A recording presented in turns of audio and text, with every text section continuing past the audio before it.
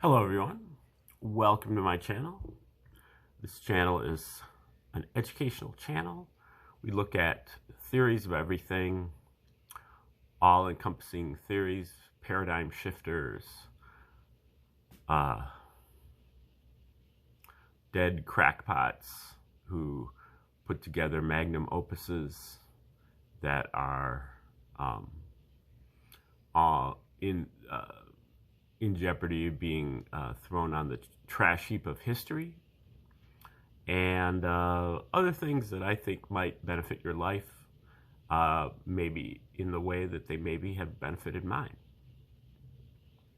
And today is our 358th video on Dewey B. Larson and his reciprocal system of theory. Mr. Larson lived, born in 1898, died in 1990. About 1930, he was crossing the street, working on a chemistry problem. He was a mining engineer, chemical engineer, and living out in the Portland area. And he's trying to come up with some kind of numerical equation for the interatomic distance of elements. And he had an epiphany. And he went home, got on his slide rule, and was like, hey, that gives me the answer to my problem. A little bit later on, he's working on another problem. And he had the idea, why don't I plug in that the solution that I had come up with before and see if it works in this case too. And bam, the answer popped out. He began to try to apply his principles to other questions and kept getting steady, interesting, and promising answers. So eventually he, turned his life around, toward trying to solve this larger problem. He initially had just been trying to solve kind of like smaller problems within his field, but he recognized that he might have some kind of a universal principle. And so he answered the call and got to work. And it took him about 25, 30 years before he worked out the kinks to the point that he could present his two fundamental postulates in about 1959. And the first postulate, and the most important, is that the universe was composed of entirely of one component, that being motion in 3 dimensions, in discrete units, and with 2 reciprocal aspects, space and time. And then his second postulate is the universe conforms to the relations of ordinary commutative mathematics. Its primary magnitudes are absolute and its geometry is Euclidean. Now, just to unpack that first postulate a little bit, he's saying the universe is made out of matter, not made out of matter, not made out of energy, not made out of force, but it is made out of motion. And other people have come up with that before. Thomas Hobbes being one, also Rene Descartes tried to build his universe out of motion, but did not succeed because they didn't redefine motion the way that it needed to be. Probably one of the key things that Larson did with his concept of motion is that he recognized by the fact that motion is the relationship between space and time. That took space and time out of the running for being the container of the universe. Most people still today consider space and time to be kind of the container or the stage of the universe upon which the drama of the universe occurs. The drama of the universe occurs in 3 dimensions of space and moving through time. So space and time are the container of the universe. For Larson, space and time became the contents of the universe. So they weren't so much the container, the stage on which the universe operated, but they were actually also the players of the universe. You know, the characters of the universe were made out of space and time. Now, he called it the reciprocal system because of this reciprocal relationship between space and time. Basically, what he's saying is that motion is a fraction with time or space as the numerator and space or time as the denominator, such as speed. Speed is measured as space over time. The bicycle is moving at 15 miles per hour. 15 miles of space in 1 hour of time, speed. Now, you can see the reciprocal relationship if you decide to double the speed. If you double the speed, you would then say the bicycle is now moving at 30 miles per hour. 30 miles of space in 1 hour of time. Or you can say equivalently that the bicycle is now moving 15 miles per half hour. So you can multiply, you can double the speed, or you can double the space, or you can half the time. You get the same result. That is a characteristic of a reciprocal. Another characteristic of a reciprocal is, just thinking in math terms, go back to your, 6th grade math class or whatever, where the reciprocal of 3 is 1/3. The reciprocal of 2 is 1/2. They multiply to be 1. When you multiply 2 reciprocals, you get 1. Also, reciprocals have the same characteristics. So Larson is attempting to apply these characteristics of reciprocals to space and time. Now,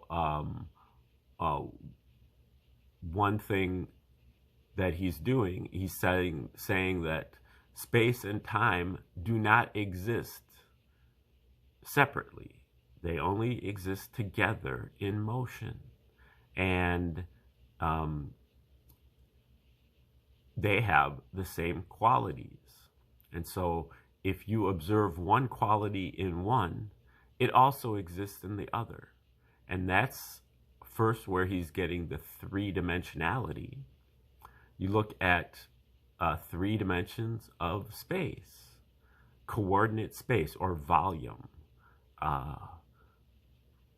X, Y, Z coordinates. That is a characteristic that we observe about space. Therefore, Larson said, that characteristic also adheres to time. That is what Larson calls coordinate time. And then he observed time and noticed that time progresses. Time is always getting later and later and later and later. But it's not really getting later in any particular direction. And so he applied this concept to space. He calls this clock time and clock space. Space is always getting farther and farther and farther apart, but in no particular direction. And you can envision this using a balloon with dots on it. If you blow up the balloon, all of the dots are moving away from each other. And even the spaces between the dots are moving away from each other, but they're not moving in any specific direction. It's actually basically the surface of the balloon itself is expanding, and it's carrying the dots with it. And that creates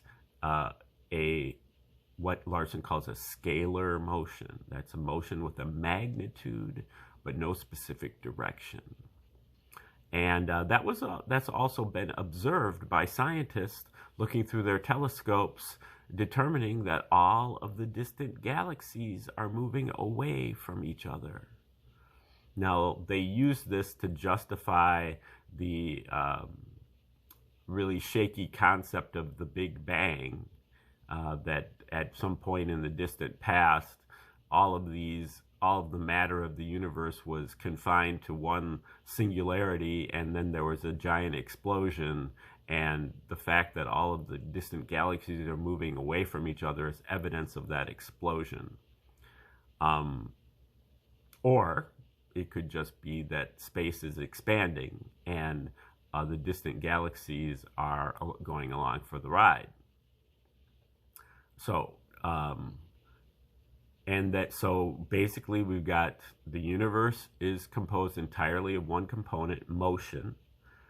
In particular, I think Larson might have wanted to use the term scalar motion there. The universe is composed entirely of one component, motion, in 3 dimensions, coordinate time, coordinate space, in discrete units. Now, Larson's discrete unit postulate is that space and time are not continuous. They're discrete. There is a minimum unit of space and a minimum unit of time. You have to have a full unit of space or time before you have anything. And and then he's putting in also the concept of the reciprocal, that they multiply to be 1.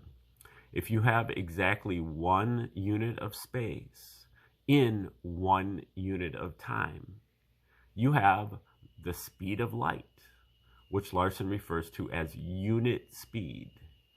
So unit speed is the 1. 1 over 1 equals 1.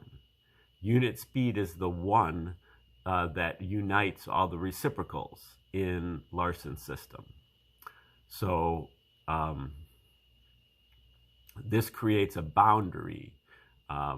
It's basically like the halfway point, the null point, the state of rest, the origin, the ether, the natural reference system, what Larson calls the progression of the natural reference system. And then that creates 2 different sectors of the universe. The material sector, which is moving slower than the speed of light, and the cosmic sector, which is moving faster than the speed of light, which flies in the face of the legacy scientist determination, going along with Einstein, that the speed of light is the maximum speed of the universe. In Larson's system, the speed of light is the midpoint, and half the universe is moving faster than the speed of light. But even though the legacy scientists are entirely ignorant of the cosmic sector, they can catch up very quickly because they know a lot about the material sector, and everything that they know about the material sector can be applied to the cosmic sector through the reciprocal postulate. You just have to invert the roles of space and time. So in the material sector, you have coordinate space, 3 dimensions of space, and you have clock time, progressing time, getting later and later and later. Well, once you cross that unit speed boundary, the speed of light boundary, and you move into the cosmic sector, then your relationships are that you have coordinate time, 3 dimensions of time, and you have clock space. Space is always getting later and later and later and later. So that's a little bit about how that first postulate works. Larson's second postulate is much more general or just kind of elementary, but it was mostly rejected by some of his followers, especially Dr. Bruce Peret, who claims that the geometry of the universe is not Euclidean, or at least not entirely Euclidean, that it is projective, and Euclidean geometry is just a subset of projective geometry. Dr. Peret also got rid of the idea of primary magnitudes instead of just magnitudes, and also he got rid of commutative mathematics. So the second postulate is if you read Peret's revision of the second postulate, it reads more like the universe conforms to the relations of ordinary mathematics. Its magnitudes are absolute and its geometry is projective. Now today is the third day that we're reading one of Peret's papers, RS2-107, which is called Mass and Gravity. And we've been reading all of Peret's RS2 papers. RS2 is the thing that Peret and Dr. KVK Nehru formulated after Larson died as kind of the re-evaluation of the reciprocal system, taking the spirit of the reciprocal system and many of the great findings that Larson has made, but tweaking it a little bit in response to some of the things that Larson tried to derive that didn't exactly work out. Now, what Larson tried to do is he tried to take his fundamental postulates and from them derive a theoretical universe, and then compare that theoretical universe with that of that the legacy scientists had observed and measured in the past. And Larson's findings stood up very, very well especially with Newtonian mechanics, and also provided corrections in terms of the relativistic areas that were the same areas that the Newtonian mechanics were having problems figuring out, and that what required Einstein to come up with his theory of relativity, that the Newtonian mechanics weren't working in certain areas of the very fast, the very small, and the very large.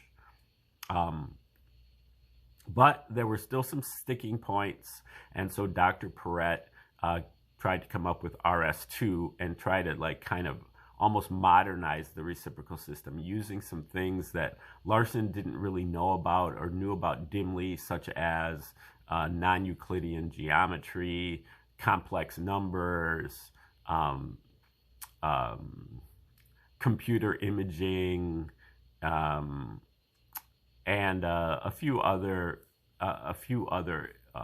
innovations that Peret also Jungian psychology, a few other things that Peret tried to inject into the reciprocal system. Okay, so so if you want to get the start of this paper, you go back 2 episodes, but we will take over in this paper Mass and Gravity, starting from the section that is called Particles Moving at the Speed of Light. Just because a particle is massless does not mean it is carried by the progression of the natural reference system at the speed of light. And, so this progression of the natural reference system, that's basically like the surface of the balloon that is expanding at the speed of light. Unit speed in natural units as photons are. So, like a photon, that is why photons are constantly, or their speed is a constant. It's always measured at the speed of light because a photon is actually not moving. It's not moving relative to the surface of that balloon. to the expansion of space at the speed of light. So it's not moving. So when we are measuring it from our seemingly not moving reference point, we are measuring the speed of light always as the speed of light, as a constant, because the photon that we are measuring is actually not moving, which means that it is expanding compared to where we are at the speed of light. In order for a particle to be carried, there needs to be a free dimension, a dimension at unit speed in one of the three scalar dimensions of motion for the progression to have effect. Uncharged electrons and positrons only use a single scalar dimension, leaving two free dimensions to be carried by the progression of the natural reference system. Now, just remember there are three scalar dimensions, but each scalar dimension requires three dimensions of space to represent them. Okay, so there's a difference between a scalar dimension and a spatial dimension. And we really only can reckon one scalar dimension at a time, but there are three of them. And so when we start to see motions in the second and third scalar dimensions, we're seeing them from a distorted point of view, and we only can see a fraction of what's actually going on. Okay. He's incorporating too many different concepts here, but photons as a birotation. This is another correction that Peret is attempting to make about the photon. Larson's photon was a combination of a translational motion. In Larson's system, there's four kinds of motion. There's translational motion, there is a vibrational motion, there is a rotational motion, and there is a rotational vibration. And these motions can be in multiple dimensions. And in the case of the photon, they are combined. The photon is a combination of a translational motion and the combination with a vibrational motion in a perpendicular direction. And so when you combine the two, you end up getting a sine wave, which is the signature of a photon. Now, in Dr. Peret's estimation and Dr. KVK Nehru's estimation, who came up with this concept first, the photon is actually the result of a birotation, two counter rotations.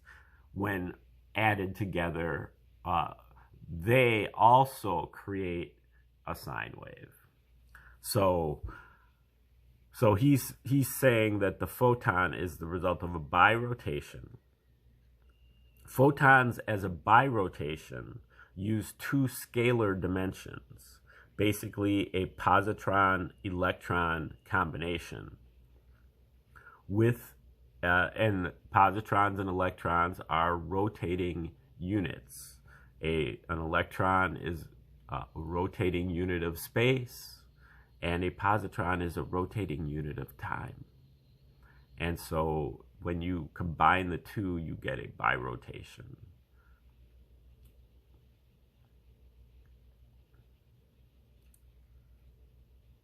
Okay, so a photon as a birotation use two scalar dimensions, basically a positron and electron combination, with the third available to be carried by the progression. Uncharged electron neutrinos use a single magnetic and electric dimension, leaving one free dimension to be carried by the progression. Muon neutrinos are a single magnetic dimension, analogous to a magnetic monopole, leaving two free dimensions to be carried by the progression. Charge, the vibration created by a photon captured in a rotation, occupies two dimensions. Any charged particle will use all three dimensions, so it cannot be carried at the speed of light and behaves more like a particle than such as the charged electrons of static electricity.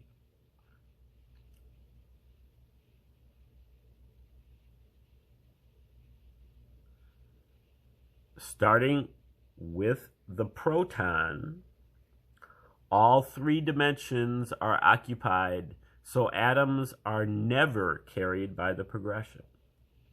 So as soon as you basically occupy all three scalar dimensions, then you are no longer being progressed by the natural reference system and you appear as a stationary particle.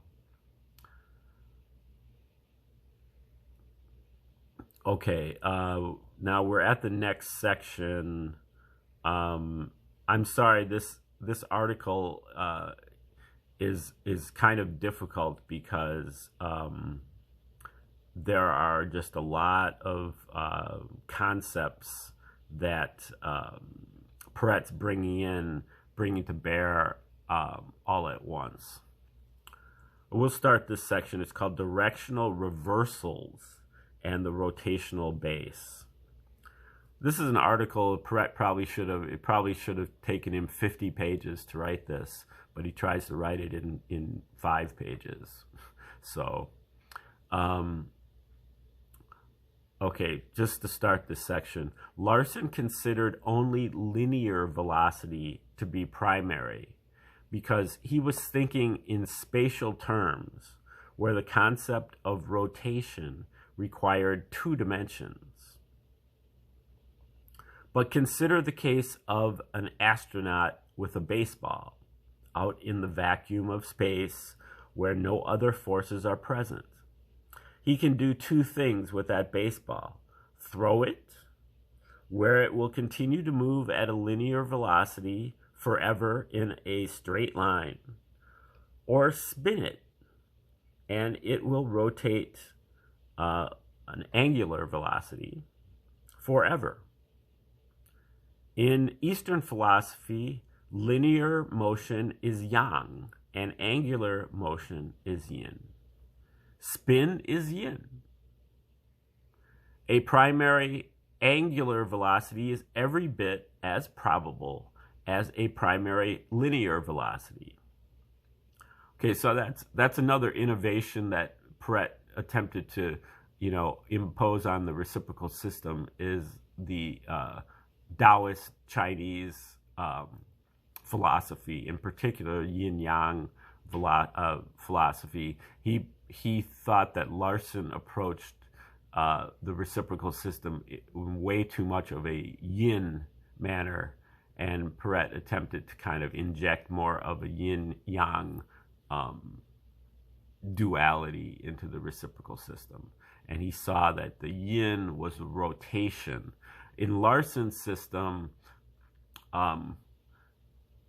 he built everything upon the photon. You had to have a photon. Larson considered a photon to be a vibrating motion that then was also propelled by the reference system in a perpendicular dimension. And he considered that you had to have that vibrating motion before you could, in order to build matter. So in order to have rotation, you needed to have the vibration first. But Peret is saying that the rotation is every bit as primary as the vibration. And so you don't need to first have a vibrating motion before you can have a rotating motion. Larson would say you can't rotate until you have something to rotate. And Peret is saying, yes, you can. You can have something to rotate, or you can rotate without anything needed to rotate, because rotation is primary, just like vibration is. And here he's saying a primary angular velocity is every bit as probable as a primary linear velocity. Larson, in order to get rotation with a yang-only approach, he needed something to rotate, which gave rise to two devices, that of the direction reversal and the rotational base. The direction reversal is simply a diameter on which to create rotation as an angular velocity, resulting in the rotational base. This rotational base supplied the missing component on which to build atomic rotations that was not present in a purely linear system. In RS2, the reevaluation of the reciprocal system, we assume that the yin angular velocity is a primary motion along with the yang linear speed, completing the Tao of motion. Taking this geometry into account, the progression of the natural reference system is still outward at unit speed, but with one aspect being a linear outward speed, a translation, and the other aspect being an angular outward speed, a rotation. Therefore, every location is potentially a rotational base. And the concept of a direction reversal is unnecessary because rotation is primary and RS2 does not require something to rotate. This infers that the concept of vibration, which Larson associates with his direction reversal, is not a primary motion, but only arises as a shear strain from oppositely directed motions, such as the counter rotations of a birotation as expressed in Euler's formula, e to the ix plus e to the minus ix equals 2 cosine of x. And that's Leonhard Euler's, one of his theories, and that is the formula for a birotation. You get two counter rotations. And so that gets rid of the whole idea of vibration as a primary motion, but it comes out of the idea of a birotation. Okay, we're going to leave it there. Rotational dimensions is the next section. And thanks for tuning in for today. Hang in there with the reciprocal system, and we will talk to you tomorrow.